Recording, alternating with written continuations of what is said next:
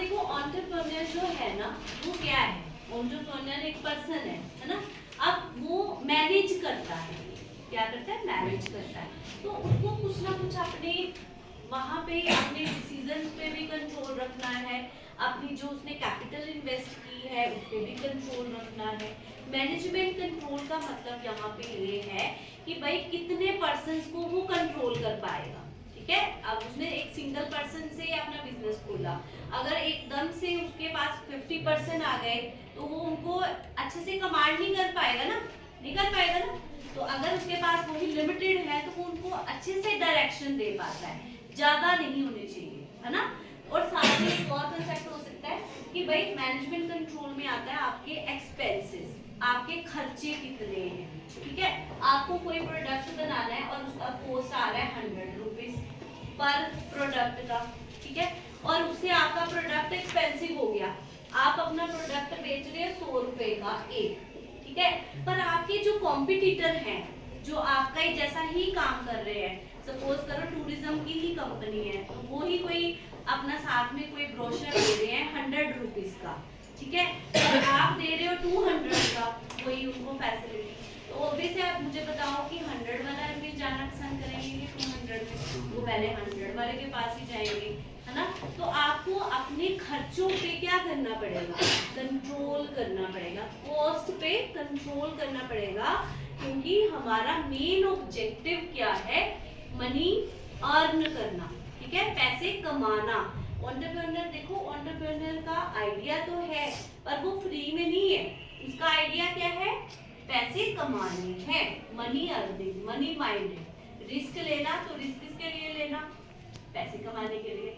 अभी share market का सुना है आपने, है ना, स्टॉक मार्केट में भी लोग इन्वेस्ट करते हैं, म्यूचुअल फंड में करते हैं, है ना। तो उसमें रिस्की होता है ना। आपने अगर 10 रुपए का शेयर लिया, ठीक है, तो आपने एक शेयर थोड़ा लिया, फिर आप 100 शेयर उठा लोगे तो 1000 रुपए की इन्वेस्ट कर दी आपने। अब उसका प्राइस अगर नहीं बढ़ा तो आपके पैसे डूब भी सकते हैं, है ना। तो अगर बढ़ गया तो आपने निकाल लिए तो ठीक है, नहीं तो वो कभी भी कम फ्लक्चुएट हो सकते हैं। तो वो जो शेयर मार्केट है वो भी एक एंटरप्रेन्योर ही है, ठीक है, वो भी एक प्राइवेट सेक्टर ही है, उस पर गवर्नमेंट का कंट्रोल नहीं है कोई भी, क्योंकि गवर्नमेंट कोई भी ऐसा काम नहीं करती है कि भाई जिसमें लोगों को इलीगल तरीके से भी पैसा कमाना बताया जाता है ना। तो ये एक तरह का गैम्बलिंग है कि हम अपने पैसे लगा देते हैं कि फिर देखते रहे कि वो बढ़ते हैं कि नहीं बढ़ते, तो ये एक तरह की गैम्बलिंग है। तो हमें सही तरीके से ऑनेस्टी से अपना आइडिया लगा के अपना बिजनेस खड़ा करना है, दैट इज अ एंटरप्रेन्योरशिप, ठीक है। चलो अब मैं आपको एक एग्जांपल देती हूँ। आपने 3 इडियट पिक्चर देखी है ना, उसमें आमिर खान वाली, है ना, तो वो सबसे बेस्ट एग्जांपल है एंटरप्रेन्योरशिप। कैसे, आमिर खान ने पढ़ाई की, है ना, तो पर उसने किसी के नाम से की, ठीक है, डिग्री उसको मिल गई, उसको कुछ नहीं आता था, पर लास्ट में आपको क्या दिखाया कि उसने एक अपना ही स्कूल खोल दिया, है ना, बन गया ना एंटरप्रेन्योर।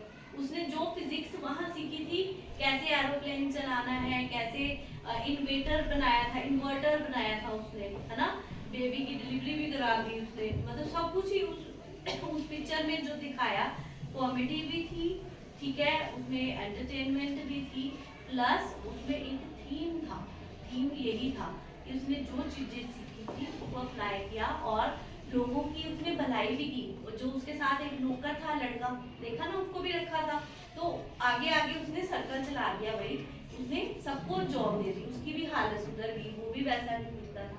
तो ये होता है आपका चेंज, ठीक है, चेंज, इनोवेशन। तो एंटरप्रेन्योरशिप क्या है, आपका एक सॉरी चेंज लाना, ठीक है, चेंज किस में लाना, अपने आप में नहीं, चेंज लाना अपने काम में, ठीक है, इनोवेशन, चेंज और न्यू आइडिया, ये है आपका कोई बिजनेस खोलना, नया कोई नई चीजें। अब देखो कई ऐसे बिजनेस खुल गए हैं जो पहले नहीं होते थे, ठीक है, कैसे, फॉर एग्जाम्पल कि हम गाँव में रहते हैं, है ना, अब यहाँ पे तो ऑटो भी नहीं कई बार मिलते, कि यहाँ तो मिल जाते, इसके और पीछे अंदर वाले एरिया है जहाँ ऑटो भी नहीं जाते, पर कई ऐसी चीजें खुल गई हैं, ट्रांसपोर्ट का लगा लो, बड़े शहरों में ओला है ना, यहाँ पे ब्ला ब्ला भी है, सुनिए आपने ब्ला ब्ला करके भी एक टूरिज्म वाले है, वो उनकी भी जीपें चलती हैं, ठीक है। तो ये क्या है, आइडिया।